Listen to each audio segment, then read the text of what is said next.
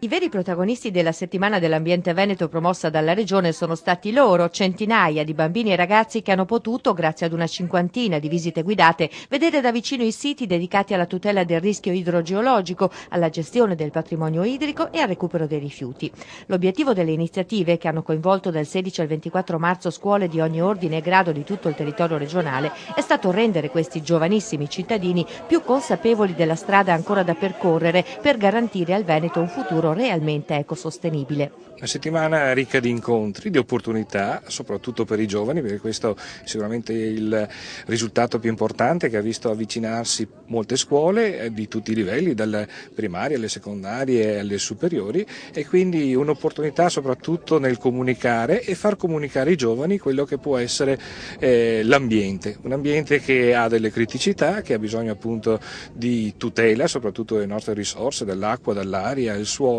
ma che può diventare un'opportunità, soprattutto anche di formazione culturale ma anche professionale, perché sicuramente nell'ambito ambientale, sia per le nostre imprese sia per i nostri giovani, spero che il futuro diventi veramente quella green economy che molto spesso si sente parlare in giro, ma che può diventare sicuramente un'opportunità di riconversione, di nuove tecnologie, di ricerca e soprattutto di opportunità lavorative. Accanto alle attività didattiche per le scolaresche sono stati organizzati anche una ventina di convegni specialistici ospitati in fiera a Padova in concomitanza con il SEP, il Salone Internazionale dedicato alle tecnologie per l'ambiente. Gli incontri hanno permesso ad esperti ed operatori professionali di confrontarsi su temi rilevanti come le attività di bonifica, lo sviluppo delle energie alternative, la tutela del mare e il controllo delle emissioni d'origine degli impianti di smaltimento rifiuti. E proprio su questo fronte si prefigurano all'orizzonte importanti novità sul piano normativo, con l'arrivo di nuove linee guida regionali che andranno a colmare alcuni vuoti della legge nazionale.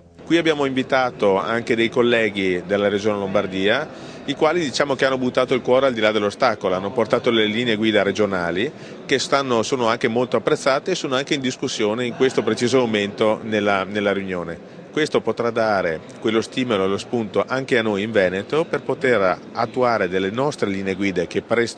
abbiamo già nel cassetto, diciamo che la Regione è già nel cassetto, per poter a brevissimo dare quel completamento che potrà non solo nella fase della risoluzione del problema, ma anche nella fase dell'istruttoria per quanto riguarda determinate autorizzazioni di impianti, a poter prevedere anziché dopo dover reprimere o controllare. Per monitorare il livello di odore intorno agli impianti ci si affiderà anche a persone dotate di olfatto davvero speciale. Come chimico posso dire che c'è sicuramente un approccio chimico che però ha dei limiti, quindi il nostro naso è molto più sensibile dei nostri strumenti chimici, quindi esistono delle norme tecniche internazionali che prevedono l'uso di nasi umani, quindi si chiamano proprio sniffatori. Questi sono selezionati, sono persone giovani che non fumano, che non hanno i baffi, vengono selezionati perché non devono essere né troppo sensibili né poco sensibili e devono dire quando inopportune diluzioni di aria sentono certi tipi d'odore.